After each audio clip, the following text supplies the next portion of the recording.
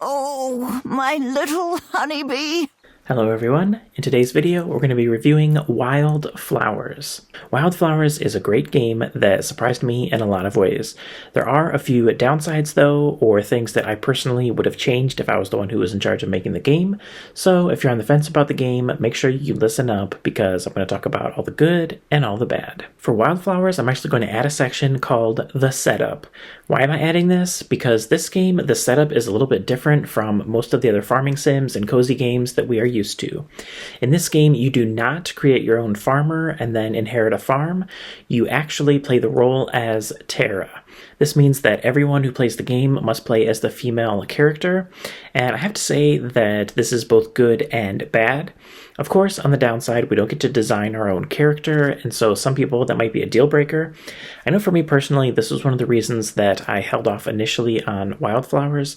I didn't like the fact that they forced you to play as one character, and there's absolutely no character customization at all. However, as I played the game, I did realize there are certain advantages to the fact that they make us play as Terra.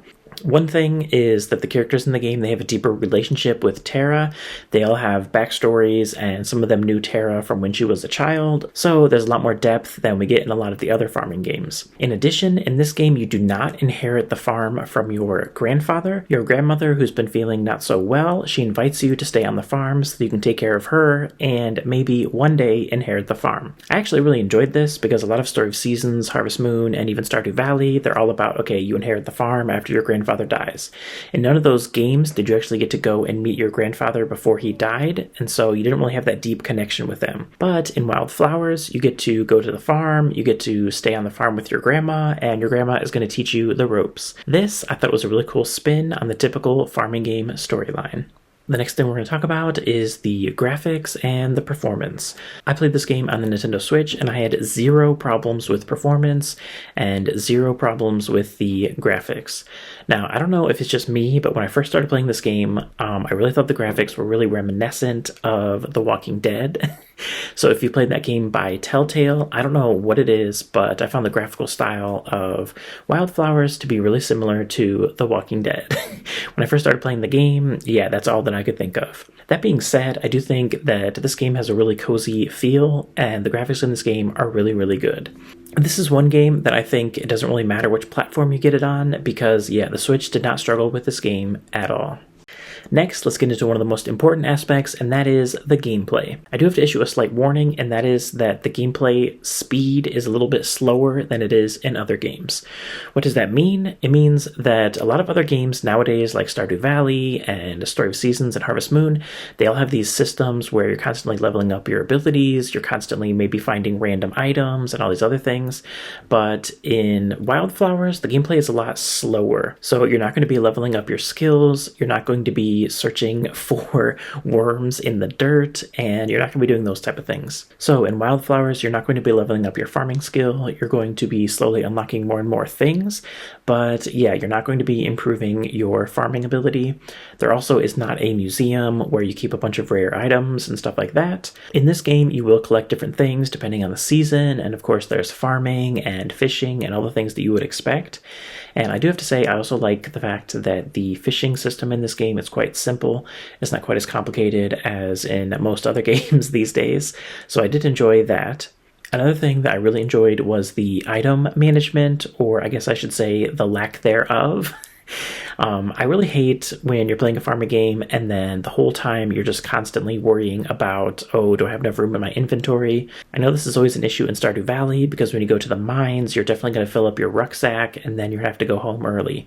But in Wylde Flowers, there's actually no item management. There's always going to be more room in Tara's magical backpack.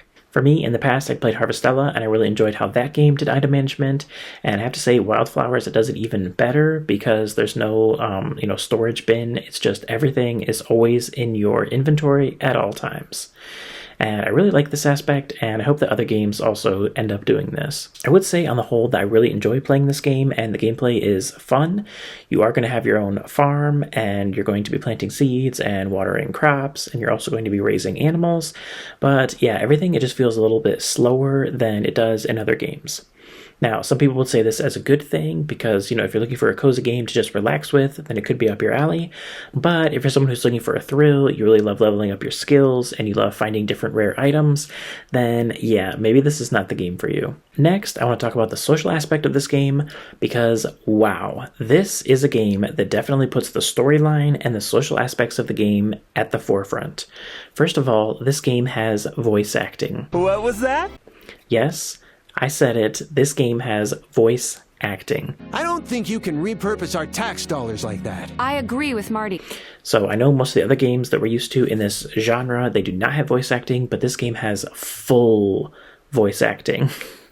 All the characters, all of their lines, everything is voice acted. All of the characters in this game, they have really deep backgrounds. They are going to say unique things a lot. If you're somebody who doesn't like repeated dialogue, then you're probably really going to enjoy Wylde Flowers because every character has a ton of dialogue. You're going to be talking to these people every day, and every day you're going to be seeing new things for a very long time. The only downside that I would say about the social aspect of this game is that for me personally, the two people that I would want to marry the most, neither of them are marriage candidates. For me personally, this was a bit of a letdown. Oh, you know who's single? Messenger Cameron. There's one character in the game, Angus. I really wish that we could play as a male character and that we could date Angus. I really like his character design. He's really cute, and his personality is also really good, and he bakes. It's really a shame that we're not able to date Angus. But this all goes back to that thing that I said in the beginning, and that is that you play as Tara. And in this game, Angus is gay, so of course he's not going to want to date Tara.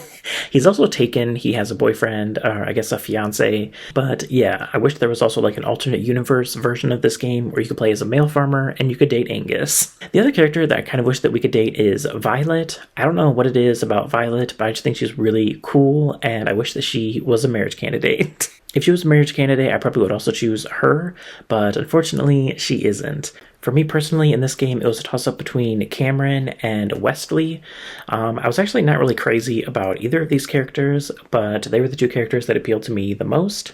Before I give my final thoughts, I definitely want to say a few things that I liked about the game and a few things that I didn't like about the game. On the good side, I love the rainbow flag that's right outside of the town square. I love the high percentage of LGBT characters in the game. And I love the fact that you have a cat named Cleocatra. Now, onto things that I don't really like about the game. For me, I'm not really the hugest fan of the changing of the seasons. Now, I want to keep this review spoiler-free, so I'm not going to tell you exactly how it happens, but yeah, in this game, the season, it never changes until you do something that's going to make the season change. For me, initially, I wasn't sure whether I liked this or disliked this, but as I was playing the game, I kind of have to say that I'm leaning more on the side of disliking it. There's some people who I know they're really going to love the fact that you can kind of manipulate time a bit in this game, and I do like it in theory, but for me personally, I kind of prefer when a game has more traditional calendar, and then you can plan based on that. Whereas in this game, you can just change the season when you feel like it. One last thing I want to say that I don't really like is the fact that in this game you play as Tara, so how close you can get to the different villagers is actually different. Some of the villagers, they're only going to have 1 heart, some other villagers, they're going to have 3, and then some other ones, they're going to be marriage candidates, so they're going to have even more. But this means that we can't get super close to all the different characters. But again, this all goes back to the fact that you're playing as Tara and not a character-created character. So, what are my final thoughts on Wylde Flowers? For me, I really enjoyed the game, and I love that it does some of the things that I've kind of wanted in a farming sim for a long time, but I wish the gameplay was a little bit more at the forefront. I really like farming, and I even liked farming in this game, but I don't know, I feel like it was so little of a focus that I was a little bit disappointed in that. I recently had a video where I ranked all of the farming sims that I played on the Nintendo Switch. For me, if I had to put Wylde Flowers in the tier list, it probably would be a B tier game. I really like it, and I think it does a lot of things really well, but it's not one of the first games I'd recommend if somebody wants to play a farming sim on the Nintendo Switch. But if you're looking for a farming sim that has more of a focus on the storyline and talking to the villagers, then this game could be right up your alley. And it could maybe even be one of your favorite Switch games on the Nintendo Switch. For me, most of my problems with this game are not really problems, they're just things that are my personal preference. I kind of would prefer if we could play as a male or female character. I kind of prefer that a few of the other characters were marriage candidates, and I prefer gameplay that's a little bit more fast-paced. If none of those things bother you, then Wylde Flowers, it could maybe be an A-tier game, or maybe even an S-tier game. So, if you're playing Wylde Flowers as well, please let me know in the comments down below. Which tier would you put Wylde Flowers in? Don't forget to hit that like button, and I'll see you guys next time.